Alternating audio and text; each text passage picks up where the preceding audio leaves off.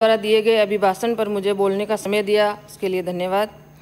माननीय सभापति महोदय, राज्यपाल का अभिभाषण पूरे वर्ष के कार्यकाल का लेखा जोखा एवं आगामी वर्ष की भावी योजनाओं को दर्शाता है, लेकिन इस बार के अभिभाषण में ऐसी कोई नई योजना को नहीं दर्शाया गया है जिससे कि आमजन को राहत मिल सके। देश में कोरोना वैश्विक महामारी के कारण से उद्योग धंधे बंद हो चुके हैं, मजदूरों को मजदूरी नहीं मिली, मजदूरों के सामने रोजी रोटी की समस्या भी आई, जिसमें मेरे क्षेत्र के भामाशाहों को और सामाजिक संस्थाओं को मैं धन्यवाद देती हूँ कि इस समय में समर्पण भाव से सहयोग किया।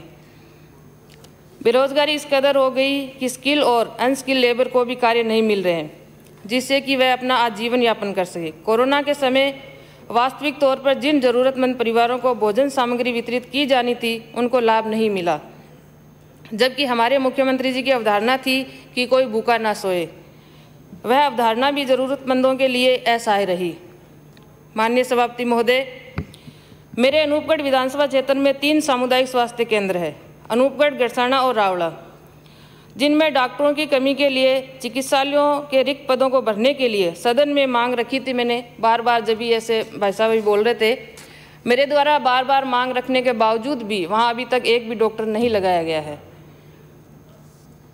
इस को लेकर मैं मुख्यमंत्री और मंत्री जी से भी मिली थी, लेकिन अभी तक पद रिक्त पड़े हैं, ना ही सहायक स्टाफ की कोई नियुक्ति की गई है। इस महामारी में मेरे क्षेत्र की जनता को भगवान भरोसे छोड़ दिया गया है। चिकित्सालयों में दवा नहीं है, जांच मशीन पर टेक्नीशियन नहीं है और बीमार को संभालने के लिए स्टाफ नहीं है। गंभीर रोगी के एक प्रकरण को मैं सदन में बताना चाह रही हूँ। मेरे क्षेत्र के मुखराम पुत्र हरचंद्र राम निवासी 15 एलम तहसील अनूपगढ़ के लीवर की पथरी का ऑपरेशन था। 18 अगस्त 2020 को संतोकबा दुर्लभ जी अस्पताल में उनको भर्ती करवाया गया, ऑपरेशन हुआ और 31 अगस्त 2020 को कोरोना बताकर मृत घोषित कर दिया। परिवार को अस्पताल प्रशासन के दबाव में लगभग 7 लाख रुपए का बिल चुकाना पड़ा। ऐसा हाल मेरे प्रदेश का है। सभापति महोदय, कोरोना काल में अनूपगढ़ के चिकित्सालयों में आइसोलेशन वार्ड तो तैयार किए, लेकिन डॉक्टर और टेक्नीशियन स्टाफ के अभाव में इन वार्डों को बनाने का कोई औचित्य नहीं रहा। माननीय सभापति महोदय, प्रधानमंत्री मातृ वंदना योजना गर्भवती व दात्री महिलाओं को आर्थिक संबल दी जा रही है, लेकिन इस योजना का लाभ सरकारी अस्पतालों में पैदा हुई बच्चियों की डिलीवरी के समय ही लाभान्वित किया जाता है। लेकिन कोई बच्ची रजिस्टर्ड निजी चिकित्सालय में प्रसव हो जाए तो उसे इस लाभ से लाभान्वित नहीं किया जाता है। एक रजिस्टर्ड निजी चिकित्सालय में सभी सुविधाएं होने के बावजूद भी सरकार इस पर गंभीर नहीं है। यदि एक उप स्वास्थ्य केंद्र पर एएनएम बिना जनाना चिकित्सक के प्रसव करवा सकती है, तो निजी चिकित्सालयों में भी इस योजना का लाभ मिलना चाहिए। सभापति महोदय, मैं बात करना चाहूँगी सिंचाई पानी पर। राजस्थान की मरुधरा की जीवनदायिनी कही जाने वाली इंदिरा गांधी नहर पर प्रदेश के करोड़ों लोगों का जीवन आश्रित है। केवल मात्र मेरे विधानसभा क्षेत्र अनूपगढ़ ही नहीं, बल्कि पूरे बीकानेर संभाग का किसान वर्ग इस इंदिरा गांधी नहर परियोजना के प्रथम चरण द्वारा उपलब्ध सिंचाई पानी के सहारे अपने जीवन का ताना बाना बुनता है। माननीय सभापति महोदय, किसानों के हित के लिए कांग्रेस बड़ी चिंतित है। किसानों के हमदर्द होने का बहाना बनाकर राहुल गांधी जी कल पदमपुर पधारे थे। इंदिरा गांधी नहर परियोजना के प्रथम चरण में किसानों को सिंचाई पानी दिए जाने के संबंध में रोटेशन प्रणाली से किसानों की मांग के आधार पर पानी वितरित करने की मांग मैं लंबे समय से कर रही हूँ। किसान भाइयों द्वारा फसलों की यदि बुआई करा दी जाती है तो पकाने के लिए धरना प्रदर्शन और आंदोलन तक करके सिंचाई पानी लेना पड़ता है। आज रबी की फसल पकाव की ओर है, लेकिन हमारा सिंचाई पानी राजनीति की भेंट चढ़ा हुआ है। मैं आपको रेगुलेशन अधिकारी द्वारा दिए गए आदेश को सदन में बता रही हूँ कि तय रेगुलेशन के आधार पर 9 फरवरी 2021 को सुबह पानी अनूपगढ़ सागा में पूरा हो जाना था, लेकिन रेगुलेशन अधिकारी ने 48 घंटे बाद सिंचाई पानी देने का आदेश जारी कर किसानों के होश उड़ा दिए।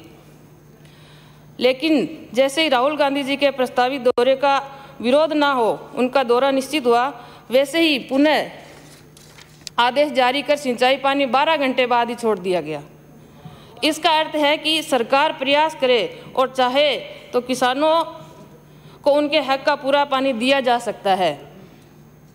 इस दौरान कई किसानों की बारियां पीट गई, जैसे मेरे क्षेत्र के गोमावाली और सुरजन माइनर के किसान हैं। 1 मिनट में अपनी बात समाप्त करें।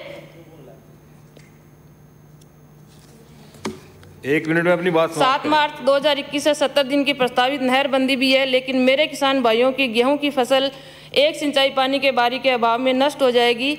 इसलिए मैं राज्य सरकार से निवेदन करती हूं कि इंदिरा गांधी नहर के प्रथम चरण में किसान भाइयों को एक अतिरिक्त सिंचाई पानी दिया जाए, जिससे उनकी रबी की फसल का पकाव हो सके। सभापति महोदय, मेरे क्षेत्र में सट्टा और नशे का कारोबार लगातार बढ़ रहा है।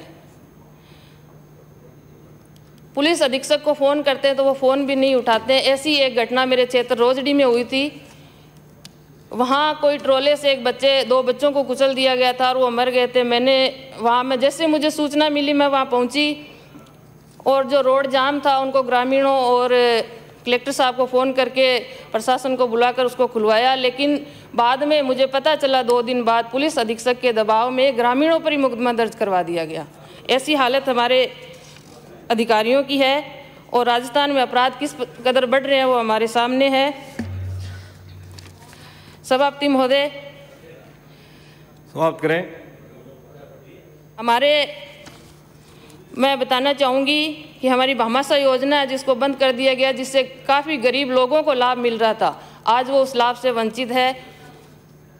डिग्गी अनुदान का पैसा किसानों को राज्य सरकार द्वारा नहीं दिया जा रहा है, जिससे काफ़ी किसान मेरे पास रोज आते हैं कि इसका समाधान करवाएं। मैं राज्य सरकार से कहूंगी कि जो डिग्गियां बना ली गई है उनका अनुदान उनको दिया जाए। माननीय सभापति महोदय, मेरे क्षेत्र में टिड्डी दल आक्रमण के कारण जो फसलें नष्ट हुई थी उनको उनका मुआवजा दिया जाए। रामलाल जी, महामहिम राज्यपाल महोदय के अभिभाषण पर बोलने का मुझे मौका दिया, इसलिए आपको बहुत बहुत धन्यवाद।